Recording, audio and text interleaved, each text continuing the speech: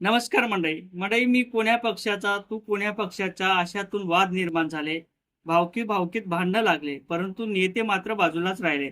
आता ज्या पद्धतीने नेते राजकारण करतात, आज या पक्षात, उद्या त्या पक्षात एखादी एडी-बिडी लागल्यानंतर या पक्षातून त्या पक्षात उड्या मारल्या जातात.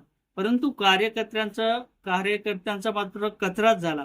कार्यकर्त्यांना तर वाटते की कुठं जावं आणि कुठं नाही. कारण तर आमच्या हिंगोली जिल्ह्याचं जर उदाहरण घ्यायचं झालं तर आष्टीकर साहेबांचं या ठिकाणी आपण धाडस बघू शकतो. अक्षरशः मनोज झरंगे पाटीलचं फॅक्टर असेल किंवा मराठा समाजाने दिलेलं श्रेय असेल. मराठा समाजाने भरघोस म्हणजे भाजपच्या विरोधात आपल्याला भाजप नकोच आहे म्हणून आष्टीकर साहेबाला निवडून दिलं. आता आष्टीकर साहेबांनी काय कारण केलं, काय कांड केले हे आपल्याला माहीत असतील नसतील, कारण तर तुमच्या भागात चांगलंच माहीत पडत असेल.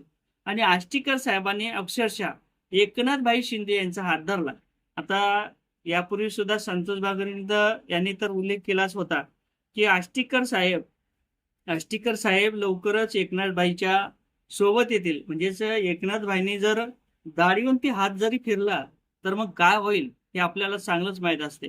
आणि हे जे काही भाकीत असेल हे संतोष बांगर यांनी कधीच केलं होतं, त्यांना कदाचित स्वप्न सुद्धा पडलेलं असावं. आणि त्यानंतर अक्षरशः आष्टीकर साहेब आता एकनाथ शिंदे यांच्या शिवसेनेत गेले. म्हणजे काय तर उभा टाकून निवडून यायचं, उद्धव ठाकरे यांच्या निवडून यायचं, त्यानंतर बाळासाहेब ठाकरे यांचं नाव सांगत निवडून यायचं आणि सर्वसामान्यांची दिशाभूल करायची. म्हणजे सर्वसामान्यांनी जे काही मतदान दिलं हे कोणासाठी दिलं, कोणासाठी जीवाचं रान केलं, भावकीत कोणाचे भांडणं लागले, या राजकारणापायीच भावकीत भांडणं लागले. आणि आता जर राजकारणी लोक जर असं करत असतील ते ही मोठं दुर्दैव आहे. त्यानंतर तुम्हाला माहित असेल की मी स्वतः त्या ठिकाणी उद्धव ठाकरेंची सभा होती. आपले परभणीचे बंडूभाऊ जाधव, बंडूभाऊ बॉस म्हणतात त्यांना, त्या बंडूभाऊच्या सभेला अक्षरशः उद्धव ठाकरे आले होते. आणि उद्धव ठाकरेंची सभा सुद्धा अशी झाली होती की मी सुद्धा अक्षरशः तोंडात बोट घालून बसलो होतो. मुस्लिम समाजाचं सुद्धा त्या ठिकाणी सहकार्य आपल्याला पाहायला मिळालं होतं. मुस्लिम समाज अक्षरशः मोठ्या संख्येने आला होता, मराठा समाज सुद्धा मोठ्या संख्येने आला होता. आणि उद्धव ठाकरेंचं भाषण सुरू असताना त्या ठिकाणी पाऊस सुरू झाला होता. परंतु पाऊस सुरू झाल्यानंतर सुद्धा त्या ठिकाणी जे काही पब्लिक असेल ती काही बाहेर जायला तयार नव्हती, अक्षरशः त्या पाण्यात थांबली होती. कारण तर उद्धव ठाकरे काय म्हणतात आणि आपले बंडू बॉस आपल्यासाठी काय करतात. कारण तर परभणीचं राजकारण असेल हे बंडू बॉसने चांगलंच हातात घेतलं होतं. अनेक वेळेस ते निवडून आले होते, जवळपास मला वाटते 10 वर्षे ते निवडून आले होते. आणि आता ही 15वी म्हणजे 15 वर्षाचा जवळपास त्यांचा अनुभव होता. कामं झाले नाही झाले तरी सुद्धा आपल्याला बंडोबस्तच पाहिजेत अशी एक भूमिका त्या ठिकाणची नागरिकांची होती. आणि अखेर बंडोबस्त निवडून आलेच. आता ज्या पद्धतीने निवडून आले त्या पद्धतीने शिवसेनेत राहायला पाहिजे होतं. परंतु त्यांच्यावरती काय एडीबिडी पडल्या किंवा काय प्रेशर आलं किंवा काय झालं किंवा काही भ्रष्टाचार निघला का किंवा एखादी फाईल बाहेर पाडली का भाजपवाल्यांनी, असे काही अनेक प्रश्न निर्माण झाले. आणि अखेर एकनाथ शिंदे यांचा हात आपल्या बंडूभाऊंनी सुद्धा धरला. आता तेवढंच नाही तर तुम्हाला माहिती आहे, ज्यावेळेस माणुसकीची भीत किंवा अक्षरशः पाण्याचा पूर लोटला होता, अक्षरशः घरातील एखादा व्यक्ती पाण्यात अटकल्यानंतर स्वतःचा भाऊ सुद्धा त्या ठिकाणी वाचवायला जात नव्हता, त्या टायमाला आपले जे काही ओमराजे लिंबाळकर असलं हे अक्षरशः पाण्यात शिरले होते.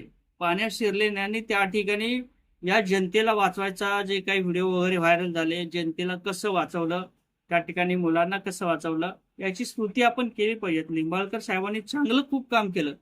आणि त्यानंतर आता काय सांगावं, त्या ठिकाणी लिंबाळकर साहेब सुद्धा, ओमराजे लिंबाळकर साहेब राजे सुद्धा, राजे म्हणायला वेगळं वाटते परंतु राजकारणात आणि त्यांच्या वडिलाचं जे काही निधन झालं, काय त्या ठिकाणी खून वगैरे झाला होता, काय अपघात झाला होता, त्या कुठंतरी प्रकरणात दाबायचं काम किंवा निकाल आपल्या बाजूला लागेल, आपल्या बापाला न्याय मिळेल अशी कुठेतरी ओमराजे लिंबाळकर साहेबांची कुठेतरी भूमिका असावी म्हणून ते कुठेतरी एकनाथभाई शिंदे यांचा हात धरायला समोर गेले होते. परंतु आता त्यांनी परत काहीतरी विधान केलेले म्हणे, त्यांचं म्हणणं आहे की आम्ही कार्यकर्त्यांना विचारू.